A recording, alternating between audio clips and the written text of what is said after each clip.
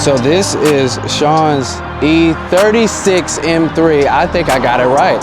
And I mean, it's got Sean. It doesn't matter what's under the hood. It's got a Sean.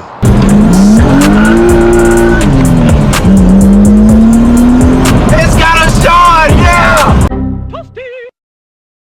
I feel like every time we get an N55 M2 and everyone says, oh, it's not the real M2, you need a comp. Well, we got a comp. So if you're looking for one, we got a comp. It's the second M2 comp S55 that we've had. Last one you guys saw last year, it was Hockenheim silver. This one is black sapphire, but it's a 2020 with 47,000 miles. Black, orange top stitch, a lot going on in the interior, but this is one seriously clean machine. Massive brakes, DCT. Not a terribly huge fan of these. I think the M55 M2 is the perfect balance. These guys are wicked fast. I think if you're looking to go really quick, this is it. This for me though is just too much car. But anyway, wicked cool. So on the 1Ms that we've had, right? You've had a lot of orange top stitch. So I wonder if this is sort of a throwback from BMW on the M2 Comp. You have this orange top stitch throughout the whole interior. Kind of feels a little special. Of course, as always, you got the tricolor stitch on the inside of the wheel. You got the tricolor on the belt. You got the orange tops. There's a lot of colors going on in here, man. Nice. There's a lot of colors.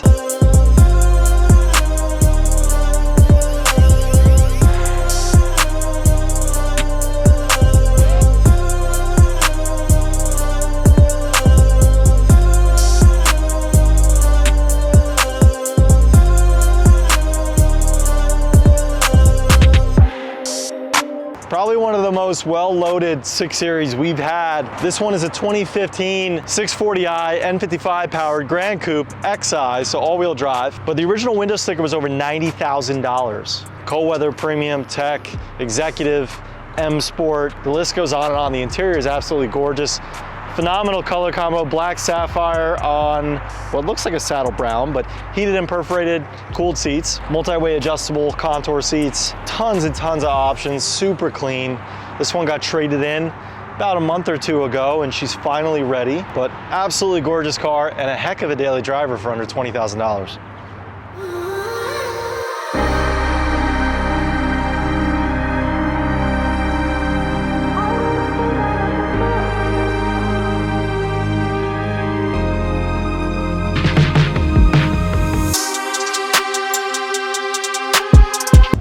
If you're looking for a new one-car solution, this is it, the E39 M5. In my opinion, it might be the best car ever made. They were all V8s, they were all 6 speeds. You have BMW's classic motorsport engineering. It is perfect. This particular one is an 02 Le Mans Blue on Le Mans Blue with 120,000 miles with Vanos and timing chains done. That's huge. If you're interested, if this checks your boxes, reach us at atlasmotors.com. This is so exciting. If you guys have been following along, you've always seen this car in the background along with the other black E39 M5. But this one is a 2002 with 120. And over the past 2 years, Sean, one of our master techs, has carefully refurbished and reconditioned this guy. It's a Le Mans blue exterior over an extended black Napa and Le Mans interior. Gorgeous color combo. Everything you want from an N car. It's loud, it's funky. It's the E39 M5. It's the best M5 there is. The E39 M5 is number 1. It's not the E60 M5. Don't even get me started. Ah, so cool. All right, so the work that we did to this guy.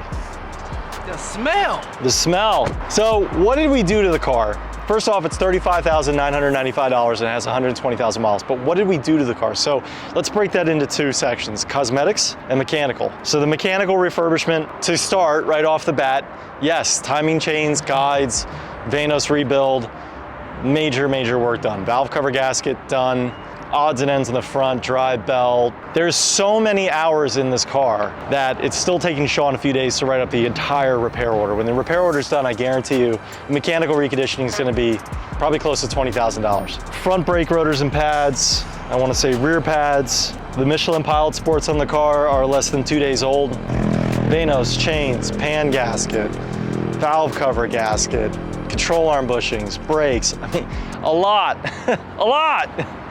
Performing all that mechanical reconditioning, why not encase all that work in a brand new paint job? So this car has had a full repaint, as I think it was well over $10,000, but a full repaint on this guy in the factory Le Mans blue color. So extensive service history, extensive cosmetic work. These guys undoubtedly will continue to go up in value. They just simply don't make a car like this anymore. It's the best M5. Super excited to sell it. It just became available today. Check it out on the website. I'm keeping the Porsche content fresh for you, Jay. This is a 987.2 Boxster. It's a 2010 with just over 43,000 miles. So low ownership history, only has about 4 owners. Spent time in North Carolina, locally in the past 5.5 years in this area. South Carolina, some Pennsylvania history before that. Overall, super clean car, definitely was garage kept. Haven't sold a Boxster in a while, but happy to see a second gen Boxster 987.2 come along. A lot of the issues that they had with the earlier generation with intermediate shaft IMS issues, your bore scoring issues, gone.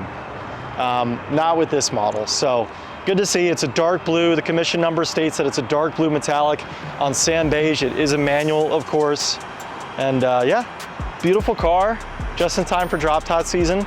This one is gonna be priced today at $27,995. Only 43,000 miles, $27,995.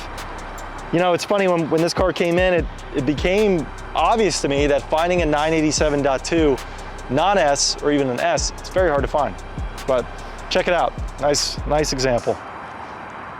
All right, used car buying tips. If you're going to look at a used car, even a car that's a couple years old, you wanna check out the life of the tire. And one way you can do that is through this little tool. This is a tread depth measurement tool and allows you to properly and quickly measure how much remaining tread there is on the tire and to give you an idea of how soon you may have to replace them. So on this car right here, we won't even look at the GT500. You go through tires as quickly as you do oil. But this right here, an E93 M3, these guys are notorious for chewing through rear tires. Big torquey V8. Tread depth on these tools are measured between 0 and 1330 seconds. 0 meaning it has no life left. It's pretty much a racing slick. You should probably not drive in the rain at that point. And then 13, obviously you've got 100% tread life left. We typically see anywhere between 5 and 10 being an average. So let's take a look at the back.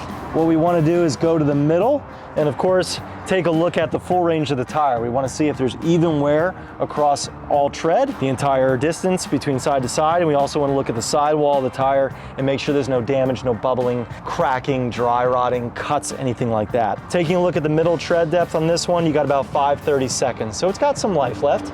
Typically when you get to that 3 or less mark, you should start to budget for some new tires. But looking at your tire life and looking at those points when you're checking out a used car will definitely help you determine whether or not you're going to need to be investing in a full set of tires. And of course on these cars, they range from 800 all the way up to 2,500 or more. So a cheap little tool will be able to save you some pennies if you can understand what you're looking at.